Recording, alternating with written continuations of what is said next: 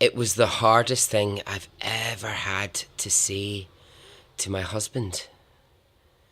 Right, there are 7 things people always get wrong.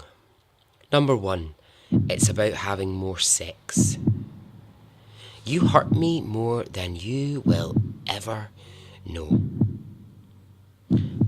Just because you don't understand it's not fucking wrong.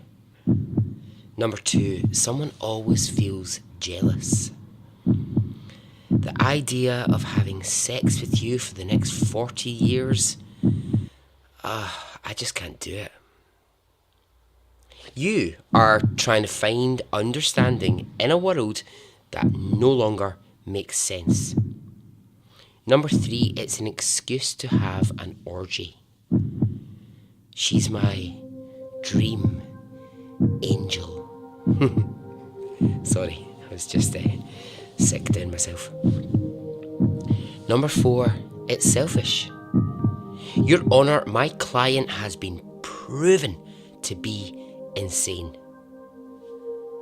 That we were ever apart will one day seem like a dream, Monty. I know this. It will be you and me forever. And you may laugh. You might laugh at it, but we think it's the most beautiful thing to ever exist. Number 5, it's about fetish relationships. Everyone in love just needs to wake up and shake it off. And at what point did you decide to kill her? When this is over, my darling, we will be together forever. Number 6, it's a way to pretend you're not having an affair. Kiss and tell. Let's keep this between us.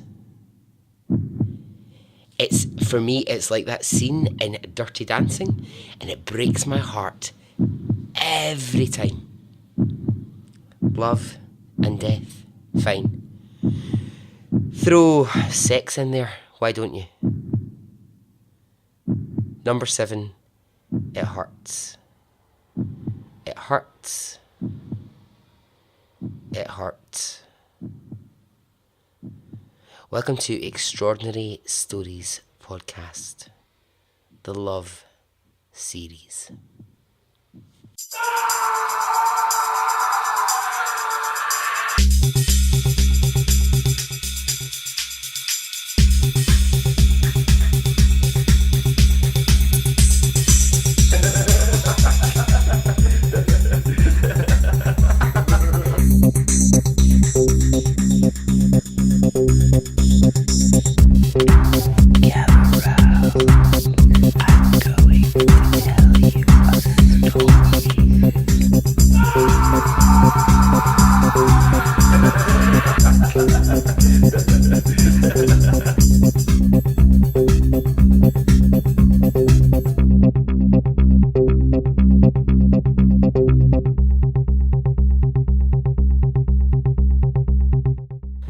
Hey, how are you?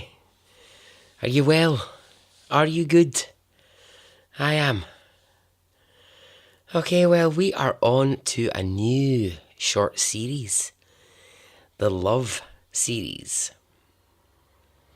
So that's going to be a few episodes exploring love in various ways, lots of perspectives, lots of people, lots of ideas to get into.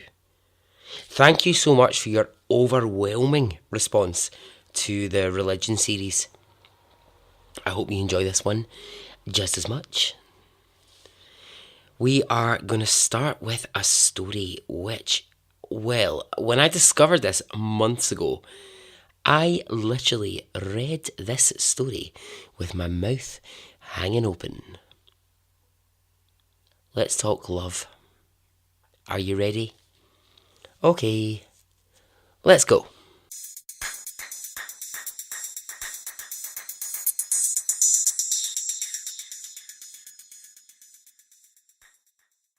Kiss and cuddle. Kiss and tell. Love and marriage. Netflix and chill. These all go well together, these two words. But how about these two words? Kiss and kill. Dear Mack, well, I guess you accomplished what you set out to do. You hurt me more than you'll ever know. When you handed me that note this morning, you virtually changed the course of my life. I don't know what I expected from the note, but it wasn't that. In 1960, in Odessa, Texas, USA, it was a time in that city in Texas where there was a very significant rich part of town and a poor part of town. Now, I know every town, every city in the world still has this, but in 1960 in Odessa, it was particularly bad. You were either the rich side or you were the poor side. I think I read now that Odessa, I hope I'm saying it right, I think it's Odessa, that's how I read it. I think Odessa is now the 28th or the 29th most populated city in Texas. So, you know, a busy place. So but back in 1960, it was very much a time where the rich were the rich and the poor were the poor. And living there in the city of Odessa was Betty Williams, 16 years old. Betty lived with her family. Now, right, here we go. This statement that I keep coming across to describe this sort of split in Odessa, this sort of poverty on one side, rich on the other, this phrase can just get into the bin. Some people were from the right side of the tracks and some people from the wrong side of the tracks. Oh my god. That can get on the same list as bloody Trial of the Century and All American. Put them in the bin. Put them in the bin and list their crimes against being a fucking nonsense statement.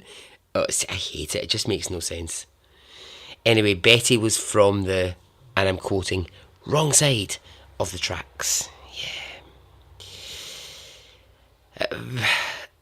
Betty, often when her story gets told, she gets described as this. And it's important to know why, and that is because what I've just told you, there was a division in the city. There was a massive division in wealth. So Betty is 16 when we first meet her. And I really hope that as the story goes on, you will like Betty as much as I do. She was not a believer in the division. Rich, poor, pretty, not pretty, academic, not academic, sporty, not sporty, etc. She was like, no thanks to this bollocks. I won't be defined. I won't be told that because I'm from the poor part of town or the wrong side of the tracks that I'm less entitled to things than others. Betty was just like, nah, I don't want these divisions. I just don't want them. So, good on her. You know, she was spirited about it. She was like, nah, I don't really believe in it. So, she went to Odessa High School. And Betty was smart. She did really well in class. But her big love was theatre. She absolutely bloody loved the theatre. She loved performing, she loved getting involved in school shows, she liked to be centre stage. What she actually wanted was desperately to become an actress.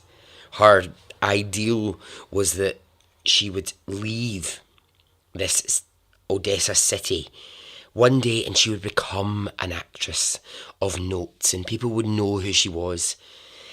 But the problem was, she also knew that to do that, you would need to go to college, and her family could never afford that. Her parents, they worked endless hours in low paying jobs just to afford to keep a home. Her dad was a carpenter, and he really struggled actually to keep just a steady job. And her mum, she just did whatever she could to try and make ends meet. So that dream of going to college and training as an actress, for Betty, it's what she wanted, but she knew it was probably impossible. Didn't stop her loving the theatre and getting herself involved in everything that she could. The family lived in a bit of a ramshackle house on an unpaved street in Odessa. But like I say, nothing really dampened Betty's views too much. Because Betty saw the world as a place to take on. She saw it as somewhere not to be defeated by, but, somewhere to challenge, and somewhere to just not be put into brackets or, forced into one way of thinking or made to feel a certain way because you were poor or because you were whatever. Betty was just like, no, I'm going to take what I can from the world. She's really hopeful. She's strong. She's determined. And she is passionate. Defeat for Betty was not an option. However, that will change for Betty. Betty's father was forever warning her not to be a bad girl. Not to go out with boys in town and be seen as an easy girl. He was like, I will not have a daughter who gets involved with boys and all those bad things. But Betty was 16 and she was headstrong. I mean, come on. We all remember being 16, and at 16 years old, you think you know everything about the fucking world, don't you? You think you know everything. You think you know better than everybody. You think you're the first person that's ever been through anything at that age. And Betty was a bit like that. So, being poor and not being a part of the cool crowd, who was the rich crowd from school, not being part of those girls, meant that, Betty didn't get invited to parties with her classmates that she wanted to go to. And she didn't get to wear expensive clothing and have nice makeup. And it starts to frustrate her a little. It starts to really bother her. So here's what she does. This is why I love Betty. She just decides, fuck it, I'm going to go to these parties. I don't care if I'm from the poor side of town. You're not stopping me. You're not telling me that I can't go to a party with my classmates. I'm going. So she starts to just sneak out of her house at night and start going to parties that are happening with her classmates. And when she gets to these parties, she does exactly what her dad told her not to do. She starts to get mixed up with boys. I mean, her dad, right, this man has preached to her about sin and eternal damnation. But has Betty listened? She's like, no thanks, Dad. I'm out here. I am going to find the boys. She's going to find the bad boys. She wants the bad boys. Bad, bad, bad, bad boys. You make me feel so good. Knew you would. There you go. Bit of Donna Summer for you. Oh, I say bad boys, right? These boys at these parties, they weren't particularly bad. Quite often these were the wealthy boys. And Betty, as so often happens with teenagers, she puts herself in positions where she makes herself, I just think, really vulnerable. In a roundabout way, what I'm actually trying to say, right, I'm just to spit it out. She starts having sex with boys in her class, boys in the class above her, older boys, and, Betty would do things like she would get into cars with boys and she would disappear down some dark lanes, and she would do the kind of things that her father told her not to do. Like I said, we've all been 16. We've all done stupid things. We've all been down country lanes with people we shouldn't have. No? Just me? Okay, moving on. Betty, it's said of her by her friends at the time that she just wanted to be liked by the boys. And she wanted the rich girls to like her too. I'm not sure she's going about it in the best way, but at least she's giving it a go. At night, right, this is what Betty would do. She would wait until her parents went to bed. She'd wait until they were asleep. And she would sneak out of the back door of her house. She'd walk a mile down the road to somewhere called Tommy's Drive-In, where all the boys would be. And she would talk to them, and she would have a milkshake, and it was during one of these midnight adventures that she met a boy called Mack Herring. Herring like the fish.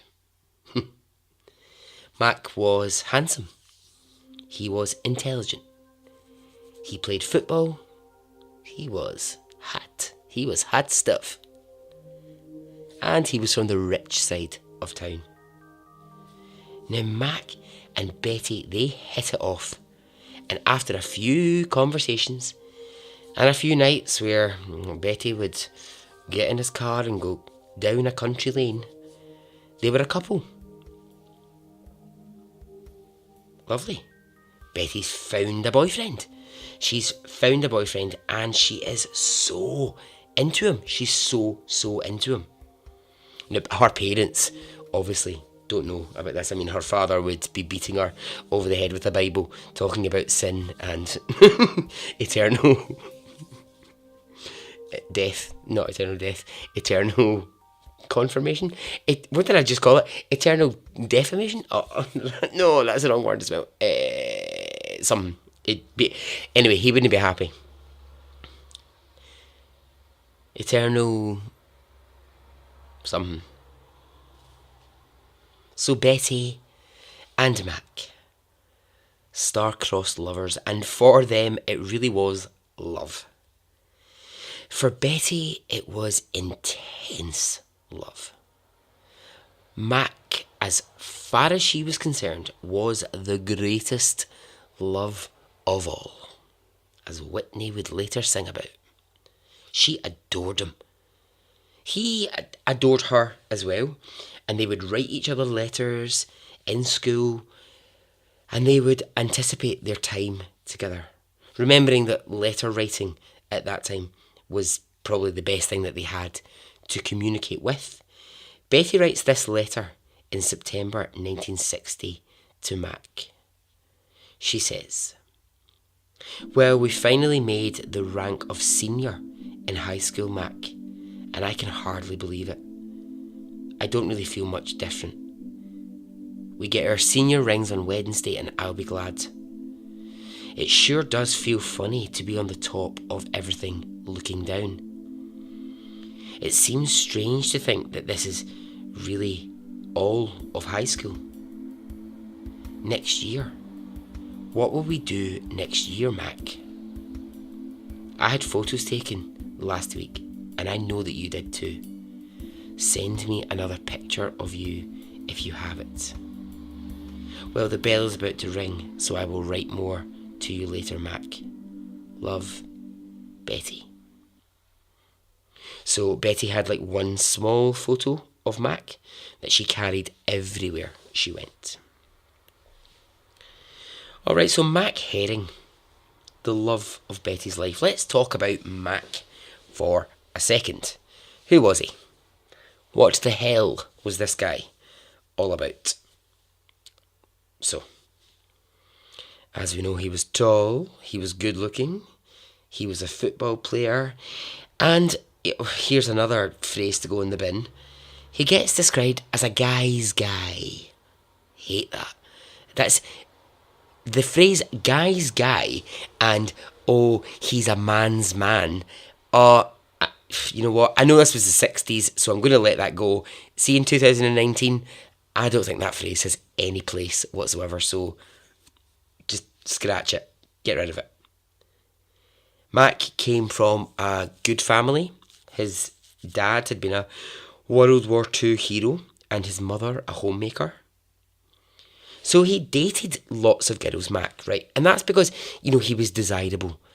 He was this kind of guy that's like, lots of girls fancy him because, he's attractive and he plays sports and he comes from a nice family and it's all that stuff. And I don't want to make Mack sound here like a total prick, because I don't actually think that he was. I think he just belonged to a privileged world, is what it is. I don't think he was actually a dick at all. Now, he loved Betty. I mean, they had only been together a very short time, but, he thought that what he was feeling was love. But I think maybe not as intensely as Betty felt it. She really loved Mack. I mean, she was intense in her love for him. But for him, there was always like something just holding him back, just a little bit. Something was just pulling him back from fully loving Betty in the same way. And that thing, it's sad to say, it's horrible to say, but actually it's the fact that Betty was from the poor side of town and Mack was from the rich. So how did that sort of manifest itself in their relationship? Well, Betty never got to meet Mack's parents. He never took her round there and was like, this is Betty, my girlfriend. So he's saying to her, I love you, but no, I can never introduce you to my parents. Betty was never invited to the parties that Mack went to. It didn't stop her turning up because Betty was just bold as brass. She was like, I'm going to the party, you can't stop me. She was just like at the party, but Mack never actually invited her. That's the difference, is that he would go to these parties and be like, oh yeah, I'm going out with this girl Betty, yeah, I really love her. Oh no, I haven't invited her to the party, because his parties were for the rich people. He sort of hid, well, not even sort of, he really hid Betty away, and she didn't like this. Who would? That's a fucking smack in the teeth. That is a right kick in the balls. Nobody wants that. Nobody wants that. This was someone she had fallen deeply in love with, and he's hiding her, essentially. Now, as we all know, love will make you do crazy things, and we'll discover this, I promise, as the series goes on. I mean, everyone at some point in their life has done something silly or said something silly because of, feelings of love. I've done mental things. I know you will have. I once threw a brick through someone's window. I don't want to talk about it, just in case the police are listening to this podcast. Hello, officer, if you're listening. It was someone else. No, it wasn't me. It wasn't me who acted in a jealous rage and threw a brick. It wasn't me. Anyway, that's what love does. It makes you crazy. It just makes people crazy. And scientists actually, right, well, they've spent years trying to prove this. Scientists will say that it is actually a hormonal thing, that there's a connector in your brain, which, this is genuinely scientific. They say that there's a specific connector in your brain, and when you are so in love, that connector gets challenged, and it makes all rational thought disappear. It makes all logic fly out the fucking window, and we just become animalistic. See you later logic, see you later reason. We're just left with a bit of animal feelings, animal rage, or animal hurts, or, all those things which make us act in strange ways. And then, over time, the hormones reset themselves. That connector gets its way back to being normal, and then we're left with the things that we've done in that time. So, maybe that's just the science behind it then, maybe that's what happens. But Betty was feeling hurt. She was feeling hurt. She was the wounded animal here because Mack just wouldn't declare their love. Not introducing her to the family, not going to parties. It really making her feel like, I think this is the key thing, making her feel like she's the dirty little secret. I think that's what is bothering Betty the most. Now, like I said, Betty's no shy wallflower. Betty's got some spirit about her. And she's going to do something about the fact. I mean, she's doing it out of love, but she's going to do something about the fact that Mack is pushing her out of his life in terms of visibility, but still going, oh, but I totally love you. But Betty, I absolutely love you. But at the same time, not really willing to share that love with anyone. So she's going to do something, but the something that Betty is going to do is going to lay down a very, very dark path in her life. She starts to flirt with one of Mack's friends. So he's a guy who was voted most handsome in school. I love those ridiculous fucking pageant things that they do. Not pageant, but the things they do in school. Most handsome, most likely to succeed. Fuck off, you're 17, how do you know? But she does this because she knows this is going to hurt Mack. And really that's why she's doing it. She's just trying to make him jealous. She's just trying to get, his attention. She's just trying to say, look, make me a visible part of your life. And then she takes it a step further. Out of rage at Mack for not declaring their love, she starts to drive around town in the car of this friend of Mack's. And she makes sure that Mack can see that happening. And he does. Now, I'm sure we've picked this up already, but in the 1960s in this town, if you were driving in a car with a boy, it really only meant one thing, and that one thing was sex. Now, Betty wasn't having sex with a friend. She just wanted Mack to know that she could. She wanted to make that point.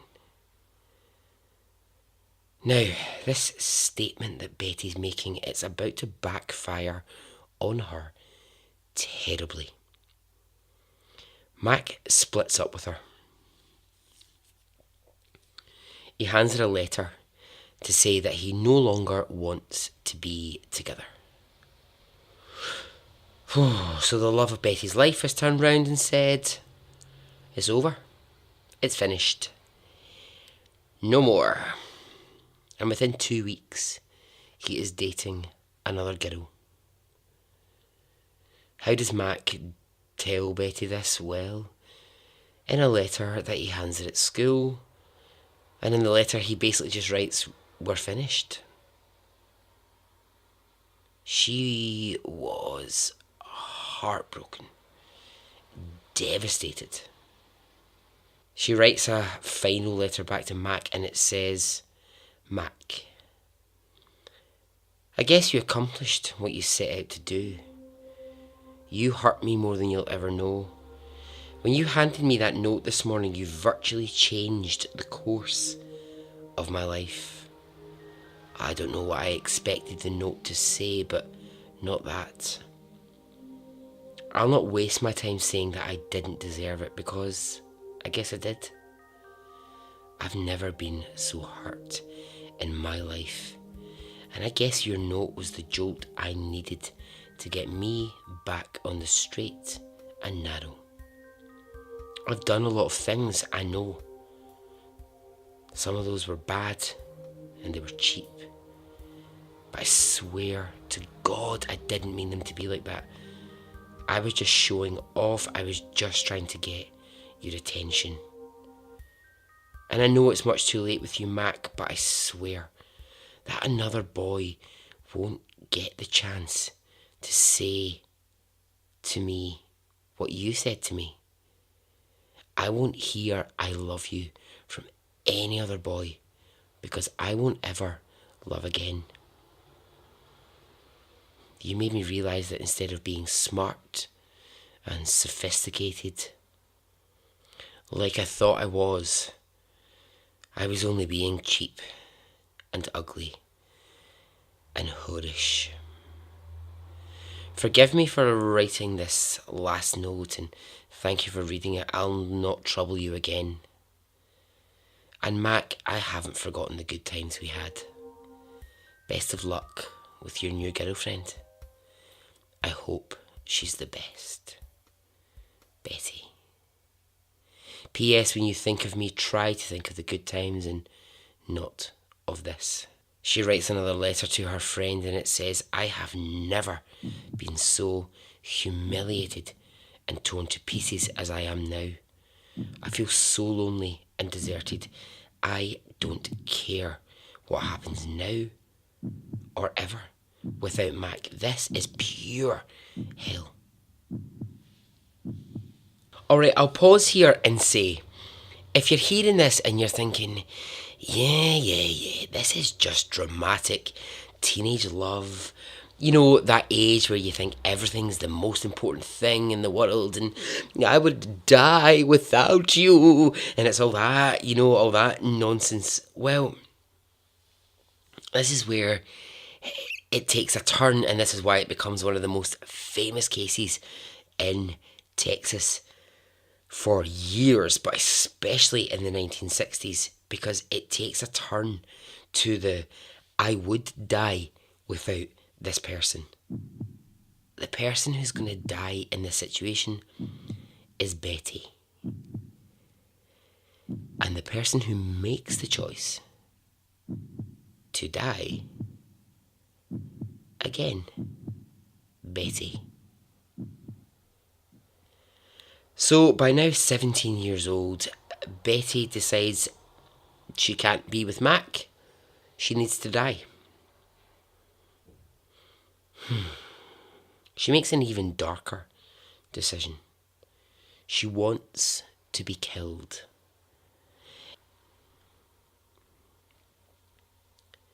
Betty doesn't want to commit suicide.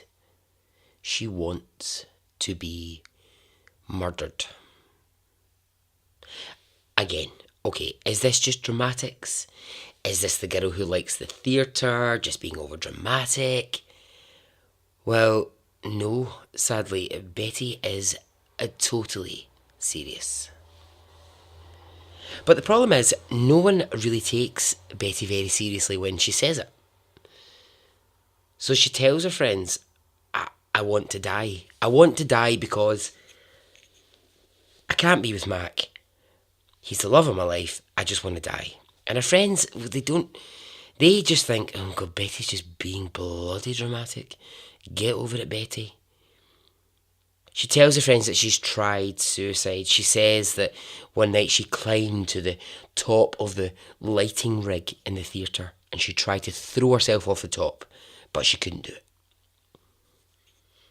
She tells friends that she took 4 aspirins one night in an attempt to die, but she just couldn't swallow any more pills. And they're just like, yeah, whatever, Betty, get over it. Stop being dramatic. But she's deadly serious. And it's when she comes up with the plan that she wants to be killed. And who does she choose to kill her? Well, Mack, of course. Why not? He's the boy who has brought her to this desperate place, so surely he should be the one to end it. I think, just to say, Mack, I just don't think Mack is a cold-hearted bastard. He had moved on from Betty, but in the way that a 17-year-old will do. I'm not excusing the fact that he had a girlfriend 2 weeks after her, but at the same time, I don't think he was really, really taking it as seriously as she was.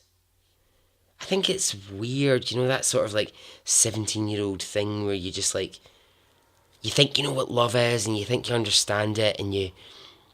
Right, here, when I was 17, I wrote. I wrote a love letter to my geography teacher who was so gorgeous because I totally thought I was in love. And then the week later, I got failed on my World War II exam. And that was it. Geography teacher, dead to me. Dead. That letter was never sent. I mean, I have no idea what I thought was going to happen. Did I think that my geography teacher was going to get a letter from a 17-year-old and be like, I must run off with you now, Barry. Quick, let's go and live life together. But you know what I mean? At 17, you do think that, that when it's that intense, it's your world, it's your whole entire world. So Betty, she starts just telling people, Mack is going to be the one to kill me. I'm going to die soon. And her friends, again, I mean, I wish that they had, but they take Betty very seriously. They're still going, yeah, whatever, Betty.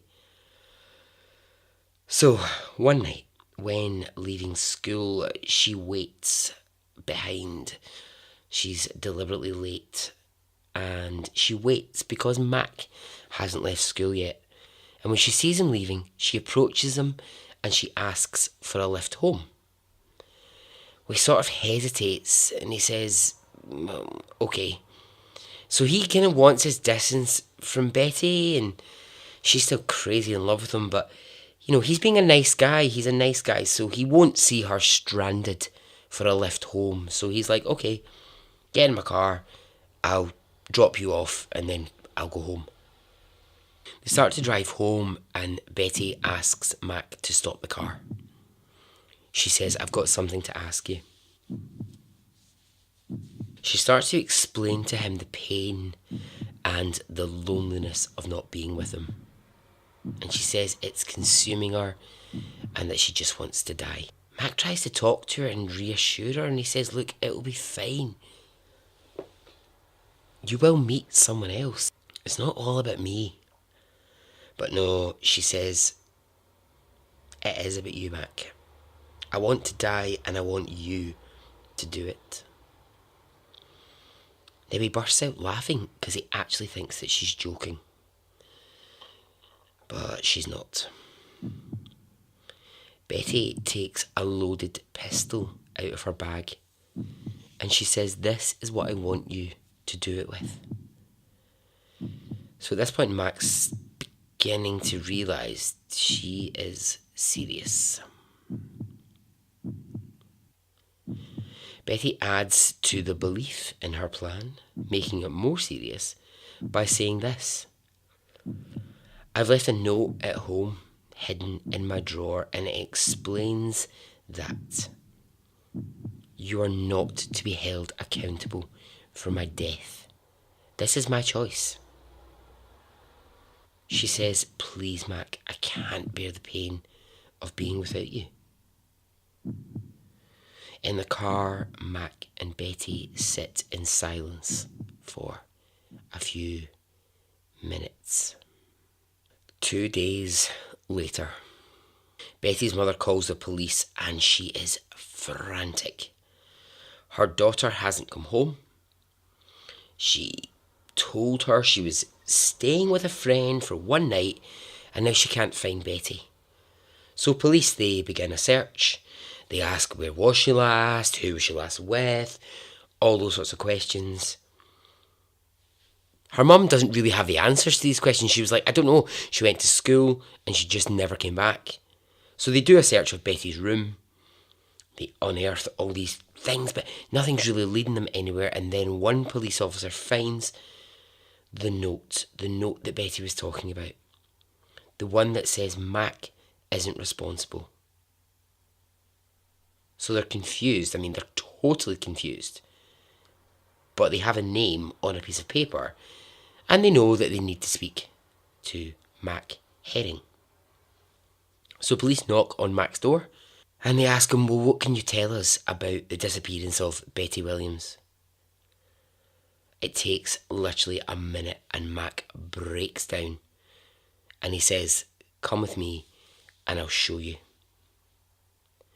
Police drive with Mack to an area just outside of town, near the sea, and Mack tells police it happened here.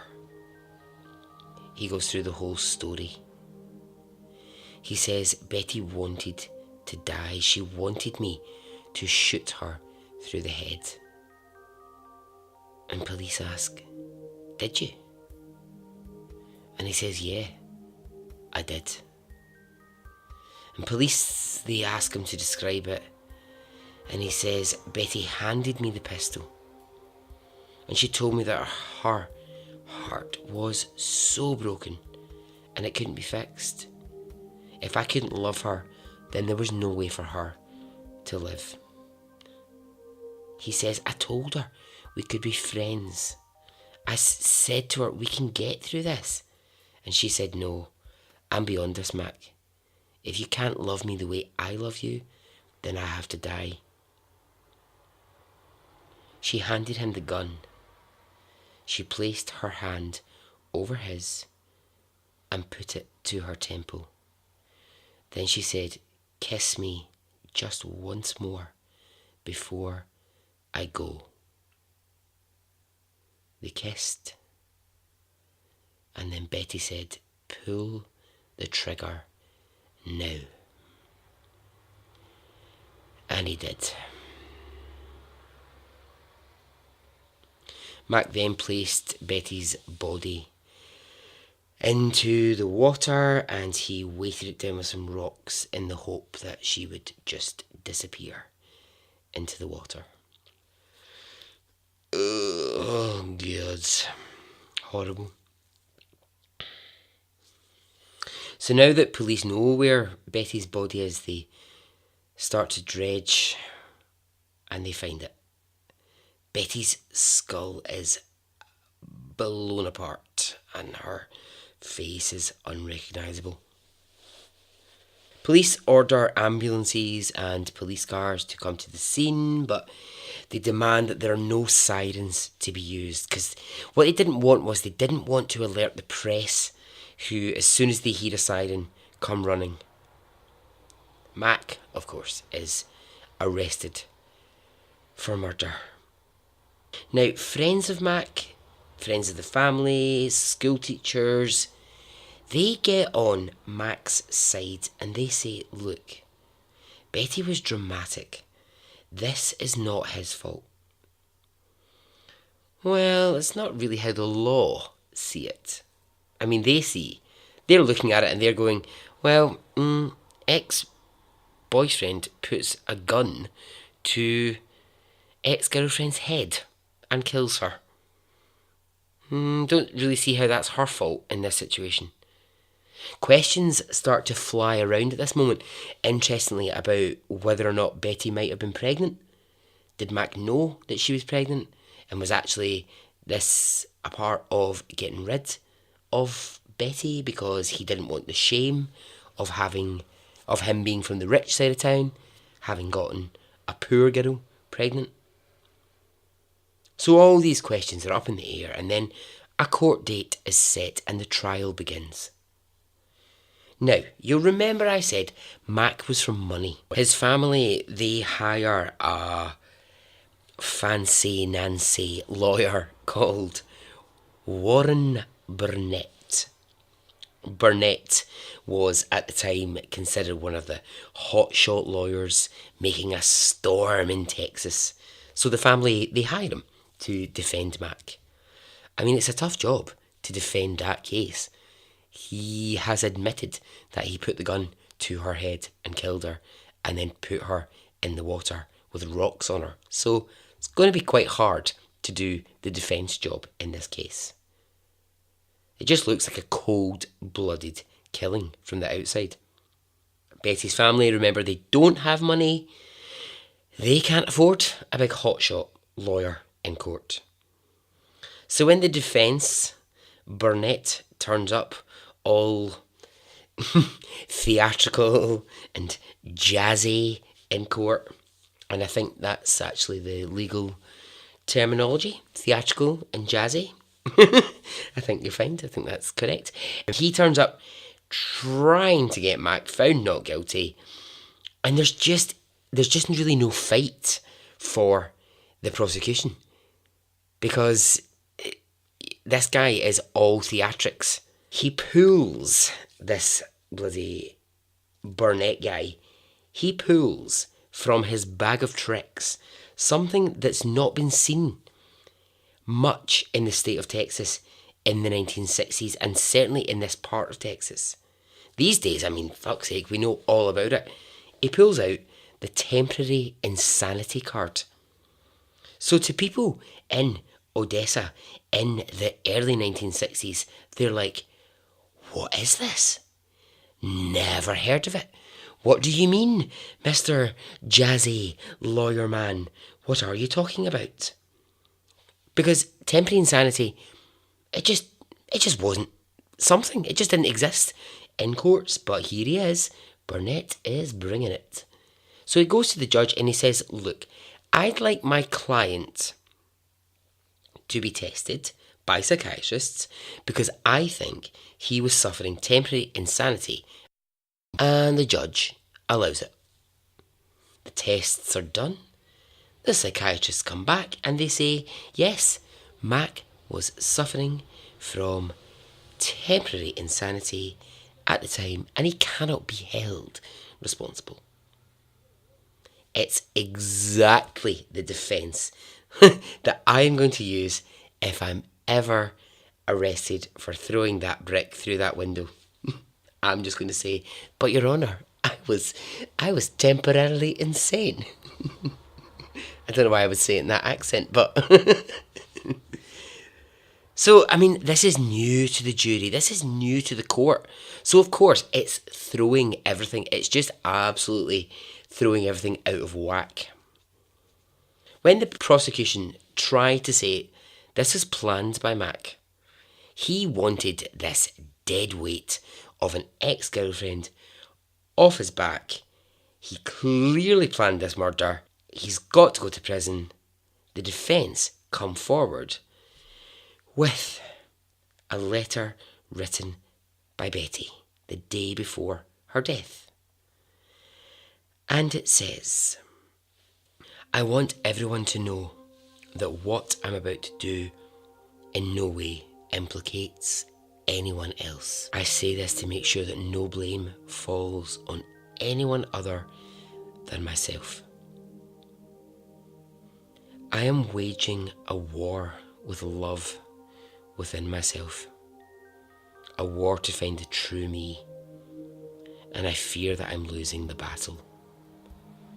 So rather than admit defeat, I'm going to beat a quick retreat into the no man's land of death. As I have only the will and not the fortitude necessary, a friend of mine, seeing how great my torment is, has graciously consented to look after the details.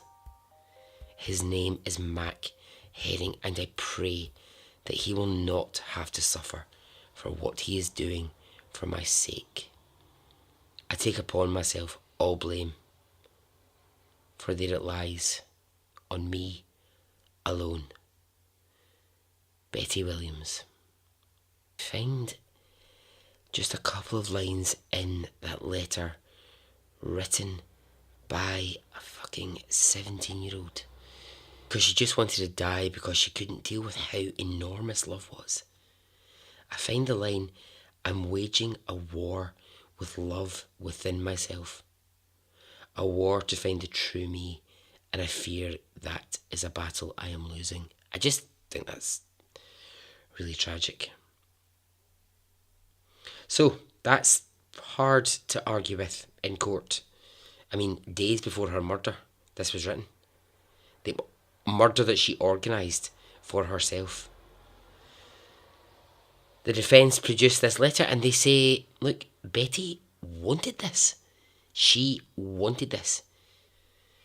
Well, it doesn't help that now the press are calling the case the kiss and kill murder. Also, Mack has so many supporters in the courtroom. Every girl in the high school now wanted to be with Mack.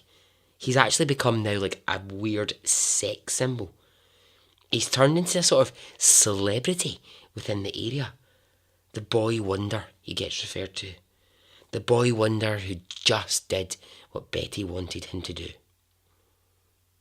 Between the boy wonder stuff and the temporary insanity and Betty's letter saying, I take full responsibility, the jury, they go off to deliberate and they come back with a verdict.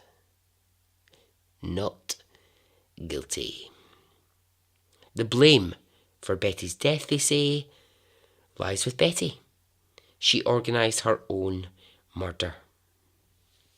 Betty's family, God bless them, they've sat in court this whole entire time and they flee from court hearing this verdict and they go into hiding. They're so ashamed and they're so deep in grief that they need to hide. The prosecution, they're not happy with this outcome. I mean, are you ever happy if your if your side of the fence hasn't won? But the prosecution start to say, look, hang on, just one bloody goddamn minute. I know we're saying he's temporarily insane, but we're not buying this. We think this is all theatrics. We think it's all just something that you've done. We want a retrial. They kick up enough of a fuss that the judge says, okay, fine, we will do a second trial. We'll go through the whole rigmarole again. We'll retry everything if you really think it's been unfair in this courtroom. So, the second trial starts and it's 200 miles away from where the crime started. And the whole thing begins again. Mr. Burnett, Mr. Jazzy Flashy Lawyer, he turns up and does this whole thing again. He does, look, my client only killed his ex because she was insane and she was so in love with him, it affected her so badly, and she pleaded to die. And also, P.S., he was temporarily insane. Now, how do the new jury feel about this? Well, the same as the first. Mack is found not guilty for Betty's death a second time around. This has been 2 years of trial for the kiss and kill murder, and finally it gets put to bed. Mack is a free man, 20 years old, handsome, well loved, free, and now famous. The world is his oyster. What of Betty's family? Well, they go into a deep depression that they never really fully recover from. They decide to leave the area and move elsewhere. They need to be away from those who blame Betty for her own death, the girl for who love was just too much. As they're packing up the house, they unearth a letter that was meant for Mack. It was from Betty. Just before she died. It was never sent, but it says, I am consumed with this burning emptiness and loneliness that has taken charge of me, body and soul. So what becomes of the people in this story? Betty's family, as we know, have moved away. Life is never the same for them.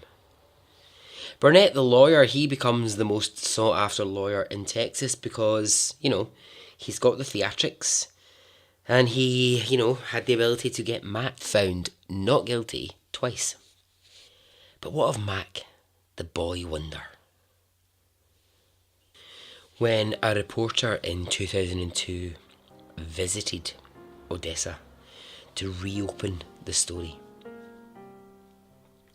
he saw Mack in the town. He tried to get an interview, but Mack refused to talk. He's now in his 60s and he wasn't interested in opening the old wounds of Betty Williams. Did Mack go on to live up to his boy wonder status? No, he didn't. He fell into alcoholism. He was married twice and divorced twice. He had kids, but he doesn't see them.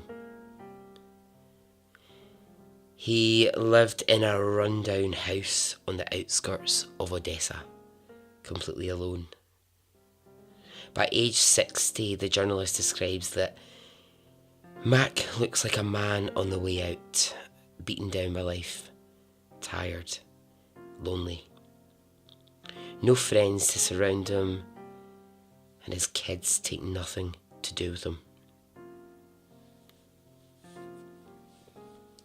Some will say that Betty got what she wanted. She wanted Mack. And by putting him in the position she did, Betty paved a life for Mack which, at 17, he couldn't see coming. He never looked to the future and believed for 1 second that he would end up alone and lost. Some will say Betty did. And that's why when it came to dying, she chose the man who broke her heart into 1,000,000 pieces to be her killer. This was possibly Betty's revenge.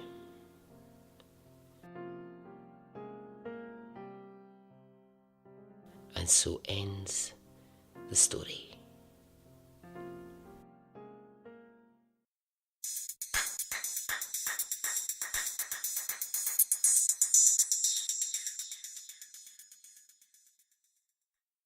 Okay, well, I hope you enjoyed Betty and Mack. Yeah, it's mad. It's a mental story. Okay, well, that's the start of the love series, the What's Love Got to Do with It series. So, yeah, next episode will be along very soon. If you want to get in touch with me, you know where I am. Facebook, Twitter, Instagram, email. Get in touch. Until the next episode, okay. Goodbye.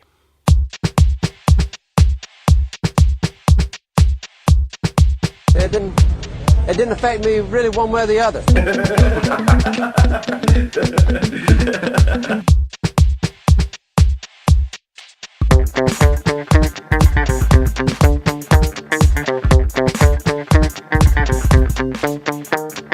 I would imagine from the look on his face, let's get it on, let's do it, let's get it over.